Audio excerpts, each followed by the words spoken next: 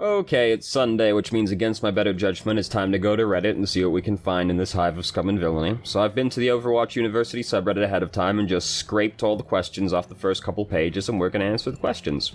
Why is Dragon Ball FighterZ playing in the background if we're talking about Overwatch? Because let's be honest, Overwatch is a pretty bad video game, that's why. And if you're wondering which side I'm on, just look for which other side started with Android 21. So the first question is, how do you use a dive comp? And it's pretty straightforward, to be honest with you. The problem is more in the execution. The typical dive comp, you're gonna go like Winston D.Va, Genji Tracer, and then kind of any supports, but usually you'd want Zenyatta Ana or Lucio Ana. Sometimes you'd go Zenyatta Lucio, that's how what we used to do all the time back in the day, but not always the case now. And it's pretty much a just cut past all the bullshit composition, pretty much, where you jump past the front line onto the back line, and as a unit, just try and kill one of the backline very quickly and then move down your list of priorities. Usually you'll start with an immobile support like Zenyatta Ana, and then just go down the list of priorities from there, and try not to worry about the front line until like the end, pretty much. It is a comp that benefits from coordination, because the goal is to, like, kill one person together, and turn it into a 6v5 very quickly, and then go from there down the list. So it benefits a lot from some amount of coordination, which, you know, will be hard to get sometimes, but that's the gist of it, really. It's just, like, jump on the back line as soon as possible and try to kill them. It's a comp that's not so good against bunker comps, because that tends to have a lot of the people that are very bad to play dive comps against, because you really don't want to play a dive comp against people like Bridget, Mei, Bastion, because these are people that are just gonna fuck it. They're gonna, like, either crowd control you, like Bridget, and make it very hard to, like, Bridget makes it very difficult to kill somebody, especially for flankers, right? So Bridget makes it very hard. Bastion will make it very hard, because he'll just shred you as you're going in. Like, you can just they can just, like, protect the Bastion, sit buckled down, and then, kill the two tanks that jumped in, and then, not so much of a threat anymore. And Mei, similar issue to Bridget, where she's just very good at controlling, flankers and divers. So those kinds of compositions make it more difficult to play a dive comp. Dive comps are very good to play against, like, double sniper comps. Or just, like, kind of more generic, like, McCree, Soldier, Ashe, Hanzo kind of comps. You know, the more, like, general, well-rounded Mario compositions, pretty much. Mario is in, like, well-rounded, just kind of, like, does whatever. Not amazing at anything, but not awful at anything kind of comps. Also gets harder if they pick people like Reaper, just because the tanks are usually D.Va Winston, so Reaper tends to shut those down fairly easily. But that's the basic gist of what the dive comp is, or how to use a dive comp. So next up is good heroes to play in the current meta. So, we'll sort of go down the list: tank, DPS, support. Tank-wise, Hammond's pretty good to play right now. The difficulty is that Hammond is hard to play, so Hammond will not always be a very good choice. I also encourage thinking of Hammond as an off-tank rather than a main tank, which further limits how much use you're gonna get out of him. Orissa's very good. Reinhardt's very good, as always, as far as main tanks go. Winston's not bad, but he's a more specific kind of use case as far as main tanks go. There aren't really any bad tanks, to be honest with you, right now. I think the best ones to pick, though, like, main tank-wise, Reinhardt or Orisa, and off-tank-wise, Hammond and D.Va, always very good. D.Va's never really been bad, except for, like, right after the game came out, but then they fixed Defense Matrix, and she became a lot better to play. DPS, if you can play Sombra, Sombra's really good, but Sombra's very hard to play. Ashe is good, Widowmaker's good, Mei's very good right now, because she just, like, shuts Hammond down real good. And people are very bad at playing against Mei. Ever since they buffed Mei's right-click damage, so it doesn't have fall-off. May became a lot better. It kind of took people a while to really, like, not accept Mei as being a throw pick, really, but now I see Mei, like, fucking constantly, pretty much. Mei is very good. McCree is very good. McCree is also going to get buffed in the near future, so he'll probably be even better after that. Yep, those are the really good DPS.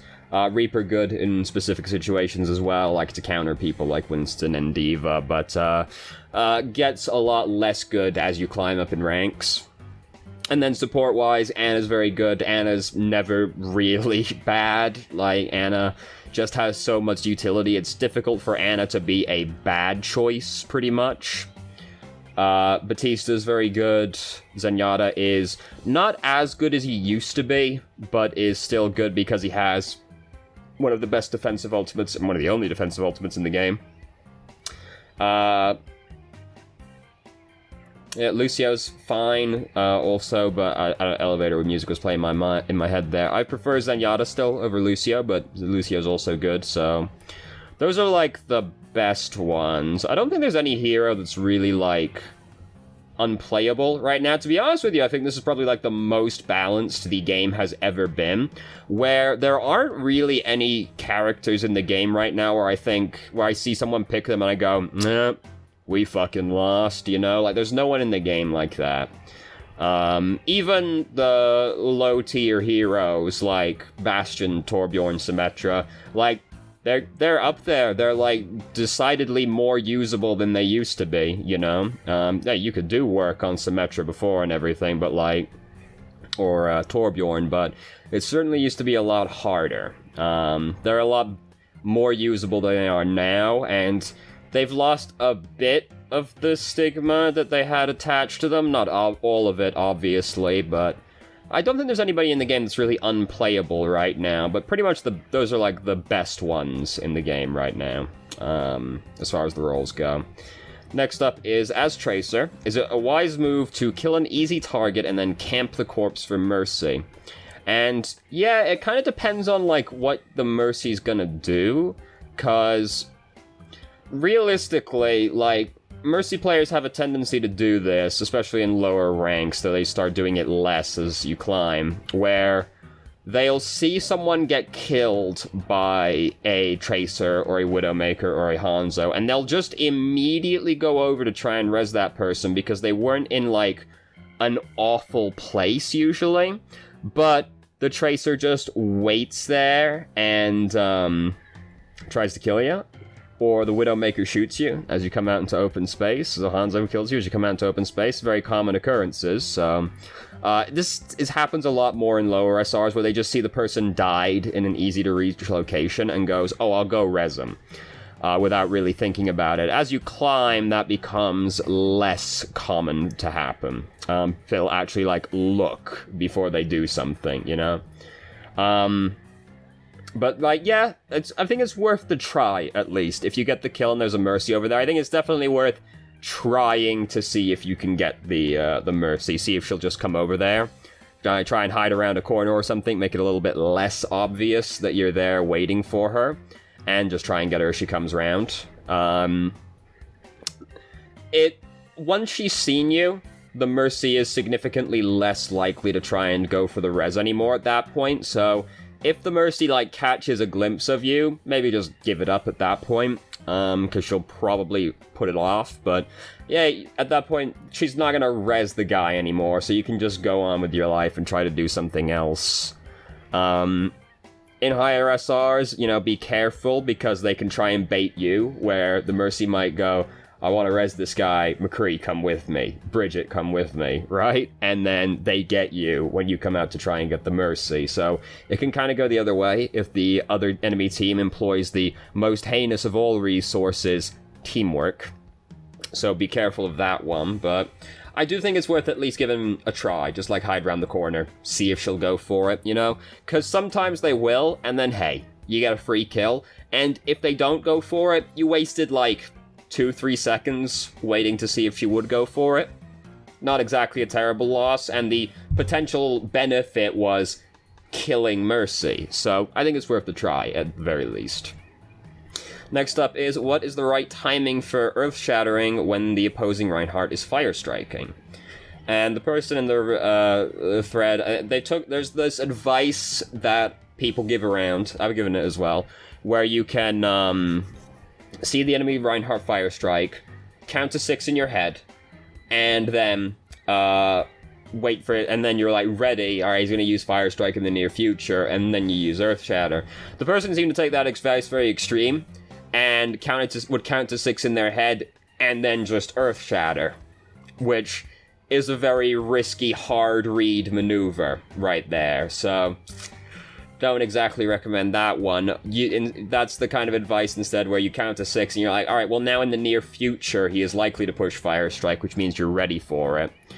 The timing for it, like, it is a fairly narrow window to actually get the Earth Shatter behind the guy's Fire Strike, so you need to, like, be ready for it and not hesitate. That's, like, the advice I'm basically going to give you here, is don't fucking hesitate to Earth Shatter, because if you try and wait to, like, really confirm he's using Fire Strike, like, you wait for, like, the hammer to be, like, fully behind him to cast it, at that point, like, it's gonna be hard to get the Earth Shatter anymore.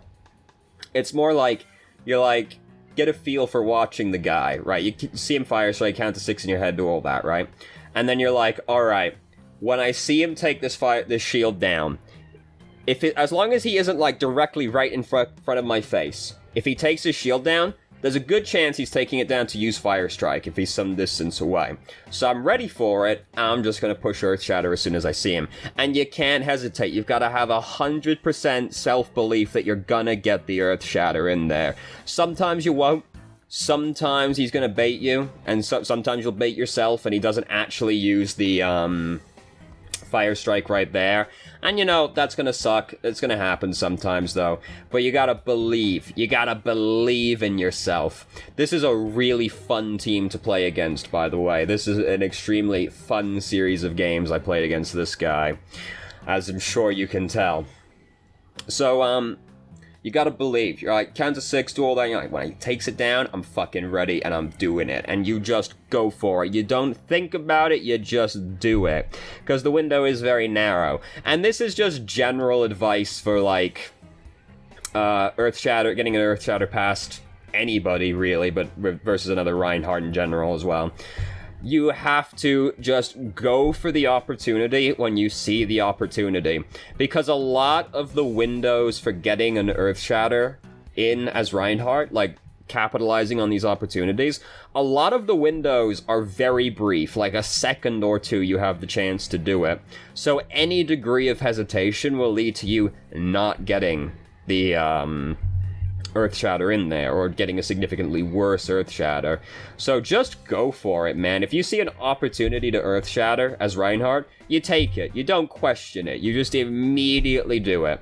And sometimes you're gonna fuck up, but you want to be decisive when you're playing as Reinhardt. You don't want to, like, pussyfoot around the situation, like, oh, well, you know, should I do this? Should I do that? No. I'm doing this. It's what I'm fucking doing. Just go for it. Believe in yourself. Just do it. All that, Shia LaBeouf. So that's it. The window is very brief, though. So you really have to just, like, capitalize on it. Don't wait till he's, like, halfway through his animation to confirm it's definitely Fire Strike. Because by that point, it's too late. He's gonna put the shield up again by then. You've got to, like, really capitalize as soon as he takes it down. And that's kind of all I've really got for you about it, to be honest. Like, it's not exactly ironclad advice, is it? Believe in yourself, but hesitation is gonna be the reason that you miss this Earth Shatter, like, miss the opportunity to get it past his Fire Strike most of the time, is hesitating to do it.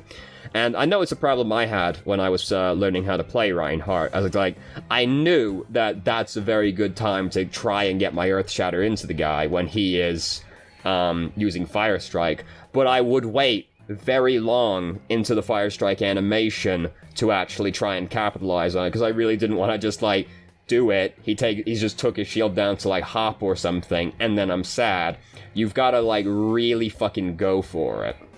because waiting till the animation's halfway through to, like, super confirm it is just not feasible if you're trying to Earth Shatter. So there you go.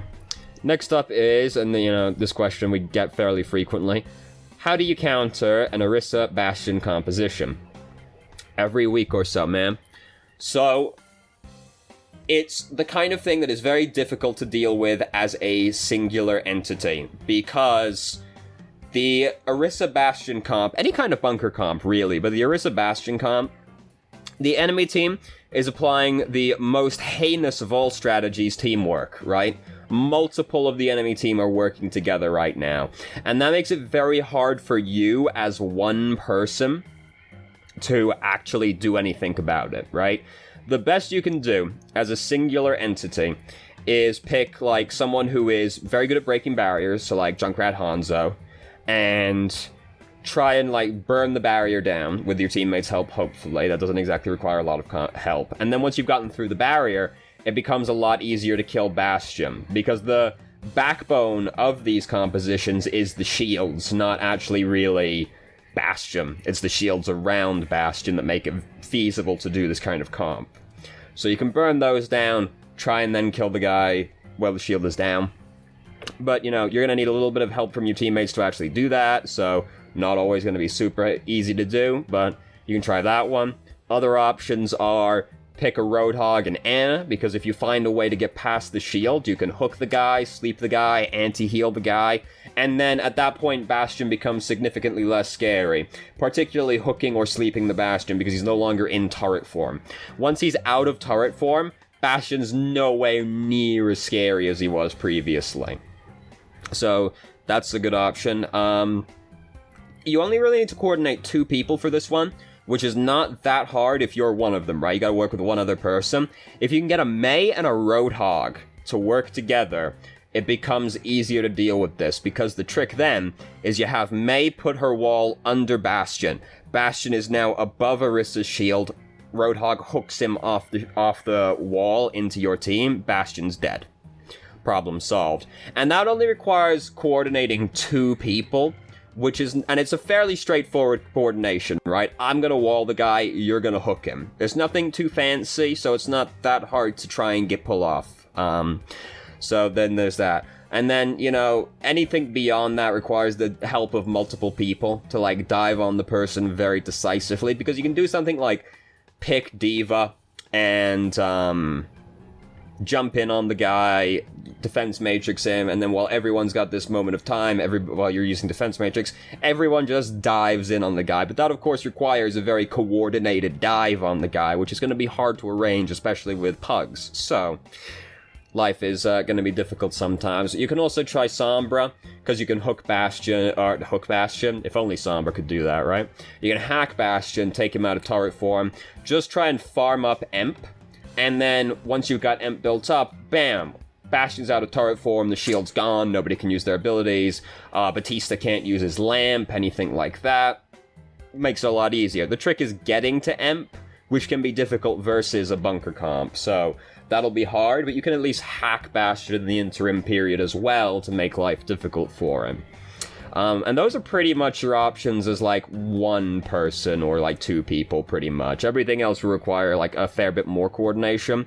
Also, if you're playing, like, Junkrat, Hanzo, Mei, or Sombra, these heroes also all have ultimates that punish people for being grouped up, right? The Tire will kill a bunch of people grouped up. Dragon Strike is going to force the bunker comp to stand up and move. It's going to displace them. Blizzard is going to displace them if they don't all just get punished for being close together. So that's another benefit for those heroes, is they've got ults that punish people for being close together, or will drive them apart at least, at which point the bunker comp becomes a lot easier to deal with. So those are pretty much your options. It's hard to do anything versus them by yourself, sadly. They are using teamwork. It's hard to, like, 1v3 people, Sadly. So next up is, does Hammond counter Widow? And yes, absolutely he does. I've heard from Widowmaker players that a lot of them hate Hammond more than they hate Winston, because basically Hammond, when Hammond pile drives the Widow, they pretty much have to use their grappling hook immediately to not die to the Hammond, right? Because they're up in the air, they haven't got control over themselves, so if they want to get control before they reach the ground, at which point Hammond might have killed you, you have to use the grappling hook immediately to get away from him, and at that point, like, your options for getting away from Hammond after that are a lot smaller, right? And he's going to chase you. Like, Hammond's a very mobile boy. He's going to be after you again. Hammond also has less counterplay, because, like, if you're playing Widow, you can, like, headshot a Winston as he jumps in towards you, and then Winston is way less scary at that point, right? This is why some Winston tech is legitimately learning to jump and then turn around midair after you've jumped, so that you fly at them ass first, because then you can't headshot you while you're jumping in. Which sounds extremely stupid, but is legitimate Winston tech, because jumping in on a Widow or an Ashe is very scary, because you're so easy to get a headshot on, even as you're jumping in at them. So, a lot of Widowmaker players will actually tell you Hammond is scarier to play against than Winston is. Personally, I still prefer Winston versus Widow, but that's just because I'm bad, pretty much, and Winston is very hard to fuck up, really. I also view Hammond as more of an off-tank than a main tank, so that's another part of it, but yeah, he definitely does, and a lot of Widowmaker's players will actually tell you he is scarier than Winston or D.Va is, so there you go. Short answer, but there you go. Next up is it okay to play Batista with Zenyatta? So essentially the question is, can Batista be played as a main healer? Which, yeah, he can. No problem. It's a little bit overkill in the regard that you both have a panic button, right? Because the lamp is a lot like Transcendence in regards to keeping teammates alive. Obviously, like, it's got its own drawbacks compared to Transcendence, but it's also got its own positives as well. The lamp is more easily counterplayed than Transcendence is, but the lamp stops you from, and it doesn't keep you at full health, but the trade-off is the lamp doesn't let you die, whereas you can die through Transcendence. You can still be one-shot. Nano-bladed Genji can still kill you through Transcendence, so they've got their own advantages and disadvantages, but you are kind of double-dipping a little bit in terms of utility, where you have two abilities that do largely the same thing. One of them is just a basic ability, and one of them is an ultimate, though, so that's a little bit awkward, though far from the end of the world. The biggest thing with it is going to be that it can be stressful to play Batista as a main healer. He's definitely capable of it, but it can be very stressful to play Batista as a main healer. He's not as guaranteed as someone like Moira or Ana is in terms of healing. Because, you know, the travel time on his shots and all that, like, he is ammo-gated, which can make it a little awkward, but so is Ana, so, you know, swings and roundabouts. He doesn't have the same kind of, like, spike healing that Ana does, because he doesn't have the bio grenade, which can also make things a little bit scarier, but you can definitely play you can definitely play him as a main healer. It's not as good as playing him with, like, an Ana or a Mercy, but the person, like, this specific question was, I shouldn't say he, I don't know. This person plays duo with another healer, and the person they play with is not comfortable playing Ana or Mercy, which is kind of weird to not be comfortable playing Mercy, but, you know, whatever. So they're saying, like, Zenyatta's the one they play. Is it okay to play that? Yeah, it's fine to play that. It's a little awkward synergy-wise. It's not as good as some combinations of healers, but there's no reason you can't, right? Like, it's fine. Batista can be played as a main healer, so you don't have to worry about it that much. It just might be a little bit more stressful as Batista than it would normally. Next up is what to do as Winston if the enemy team changes to Reaper. And the flippant but also kind of true answer is change off Winston, but let's try and be a little bit more productive than that, right? So it's pretty common to see, right? Like, you're playing Winston, you're doing some work as Winston, someone on the enemy team changes to Reaper because Reaper counters Winston. So you're not completely fucked in this situation. You just have to try and avoid the Reaper, basically, because it's not like This is the thing with Reaper versus most tanks, is if the tank has mobility, which Winston definitely does have, Reaper is a lot less good at killing them. Because Reaper's got no way to keep you there, right? Like, he's got no crowd control. All he can do is try and kill you before you get away. And if you're somebody with a 6-second jump, you can get away pretty reliably.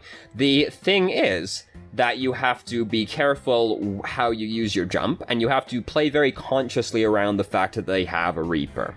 Because if you jump in and Reaper's there when you arrive, he now has 6 seconds to kill you before you can jump away, which is definitely enough time to die to Reaper as Winston, especially if the Reaper has help, which he probably does, because it's unlikely you jumped directly on Reaper. You probably jumped on someone else, and then it turned out Reaper was there. So you're suddenly fighting Reaper and someone else, which is gonna be an issue. So you just have to be really fucking careful when you jump in, and you have to just be really aware of where Reaper is and what Reaper's doing. And as long as you don't jump badly, i.e. land on Reaper or land near Reaper, he can't kill you. So it'll be harder for you to kill people because you have to play so very much around this person, but it is still possible for you to do your job. One moment.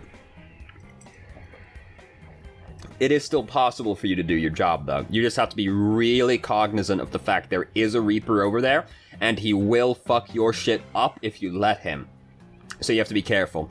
It's easier if you've got Primal Rage built up, because then that's a very nice buffer. You've got a 1,000 health barrier sat behind, just waiting, right? So you're a little bit more free to kind of go for more risky jumps then, because you have the Primal Rage to back you up if things go badly. Ideally, it doesn't go badly still, right? Like, still be careful, but you can go for more aggro stuff when you have Primal Rage ready, because it is another get-out-of-jail-free button, pretty much.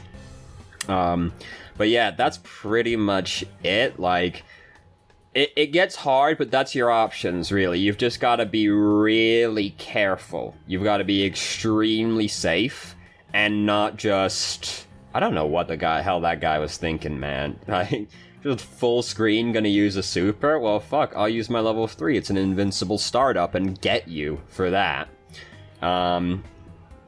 Anyway, yeah, you've just gotta be really careful about the guy. Because that's the usual issue, is that, like, Winston players are very simple people, where they don't really think too carefully about how they use their cooldowns a lot of the time, right? Like, you see it all the time. I fucking hate it, but I see it all the fucking time, dude. I'll watch the Winston be playing on, like, Hanamura.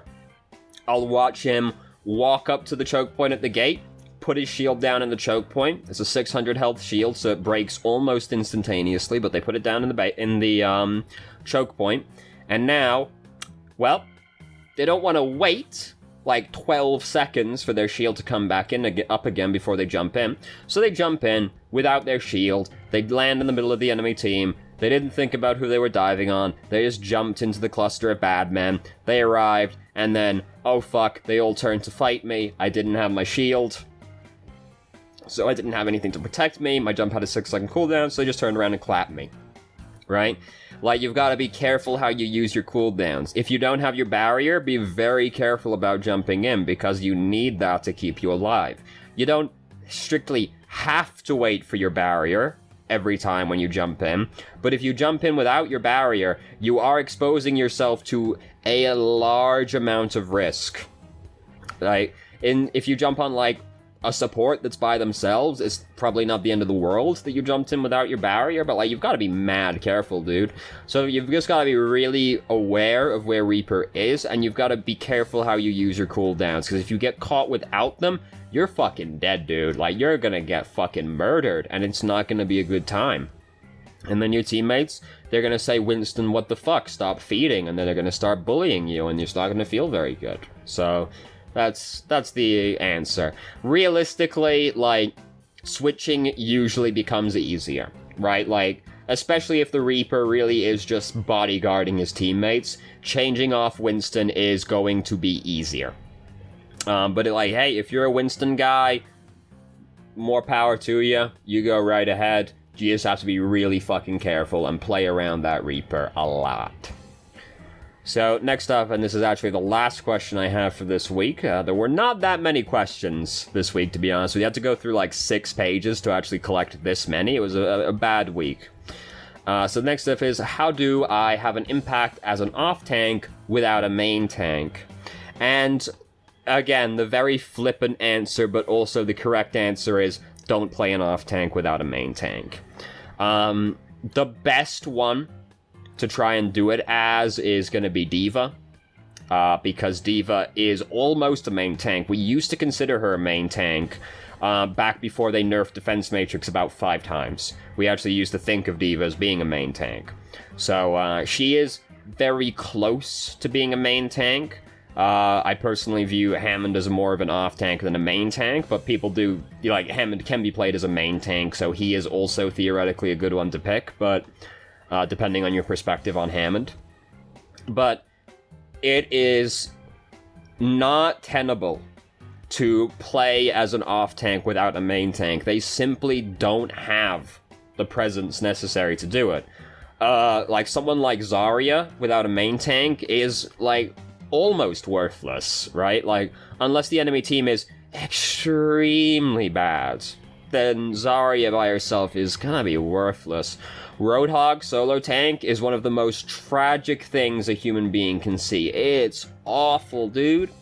So, depending on the off-tank, it can be more feasible to do with someone like D.Va or Hammond, but, like, it's really not easy to do, dude. You are, like, very strongly encouraged to pick a main tank, because off-tanks just don't have the kind of presence necessary, is the issue. Like, someone on the Discord, my Discord server, nailed it when they're like, you know, a main tank makes space, and then the off-tank secures the space. That being, like, the main tank is the one that actually goes in and, like, pushes the bad men away and creates the opening to begin with. And then the off-tank is the one that goes up cleaning all the loose ends, cleaning up all the loose ends in terms of that created space, right? So if you don't have anyone to make that initial space for you as an off-tank, like, it's really fucking hard, dude. Like, someone like Zarya, if you don't have a tank to help you build charge, it gets way more difficult. She is, like, has no shields. This is a lot of the issue, is that just, like, the off-tanks don't have great ways to make space for their teammates. They make space for their teammates. Like, every tank does make space for their teammates. Even Roadhog, who is, like, we joke is a DPS that happens to have 600 hit points, right? They all do make space, but the issue is the way they make space, right? Because Roadhog makes space for his teammates by being a scary zoning threat, right? Like, you don't want to walk in his zone of threat in open space because he can hook you and kill you. Now, the problem is that if Roadhog is just out in open space, not with any kind of barrier, he just turns into an ult battery. All you've got to do is play around the hook, and then he is not zoning anymore, and you can just go in. Zarya creates space by being a damage threat herself. She has barriers, but, like, there are 100 health barriers that do not last very long. And they're more about getting her energy, right? And, you know, saving people in, like, clutch situations. So, like, she needs to be a damaging threat to really create space for her teammates. And again, if the Zarya is just out in open space by herself, like, lower energy on average because she doesn't have another tank to help her, then she is gonna not be able to make space for her teammates. She's just gonna end up feeding the enemy team. D.Va at least has Defense Matrix, but she only has it for a second, and then after that, like, she's just, again, turns into an ult battery. If D.Va doesn't have another tank to help her, she ends up feeding the enemy team a lot of fucking ult charge.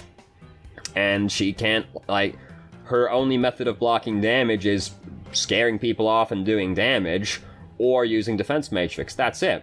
Whereas people like Reinhardt, they give their teammates uncontested lines of sight as well as being a damage threat, right? Like Reinhardt will fuck you up if you don't respect him. But he also doesn't need to be fucking you up to be making space. He can just be standing in front of his teammates, holding right-click, and space is being made. No other off-tank really has that kind of luxury. They need a main tank to really facilitate them. So, you know, the best you can do to have an impact as an off-tank without a main tank is, like, carry the fuck out of your team and just go and, like, bully the shit out of everyone. Like, be getting picks constantly as Roadhog. Get to high energy as Zarya and then just drill your way through, like, 3 people, right? Those are your only options, is to play like a fucking god if you're just an off-tank without a main tank. And those are not exactly very reliable methods of carrying, are they? You know, like, I think I'll just play like I'm a fucking top 500 player real quick is not the kind of thing most of us can just drum up on demand, right? So, the answer is, don't play an off-tank without a main tank. It is very bad team composition-wise. So I have made the mistake of starting this game right as I'm answering the last question, so now we're going to wait for the end of this game to actually, you know, leave. Because I would hate to leave you in suspense, you know, even though I actually looked to see if I won this game ahead of time before I clicked on it, so, you know. I am very upset because Arc Systems Works made this game, and they are making the Grand Blue Versus game in the they practically made it. It's almost out at this point. But they had a closed beta over the weekend, but it was PlayStation 4. So I signed up for it, managed to get a code to actually play during the closed beta. So I see it's come up, I'm like, sick, let's go play this other fighting game that I'm very excited to play. And so I sit down to play it, and I'm like, alright, match me with a man. And it takes me to the purchase the PS Plus screen, and I'm like, oh, I guess that will be kind of necessary, won't it? And, I'm very poor, so I don't have the money to actually just buy a PS Plus account on demand. So, the closed beta was 1 day. So I didn't get to play for that, unfortunately, and I was very excited to, so that's very sad. The game does look very good. I'm very excited to hopefully play the game once it comes out, but I am very poor, and buying a AAA game is not usually very easy for me to do. I've also wanted to buy Mortal Kombat, seeing as that came out recently, but again, that's a very expensive game, so tragically I have not been able to play it, which is very sad. I'm a big fan of fighting games. Fighters is the first one I've ever actually played, because they're very hard games to get into, right? Like, they're some of the most difficult games to get into, up there with RTS games as being, like, the hardest games to learn, pretty much, to play.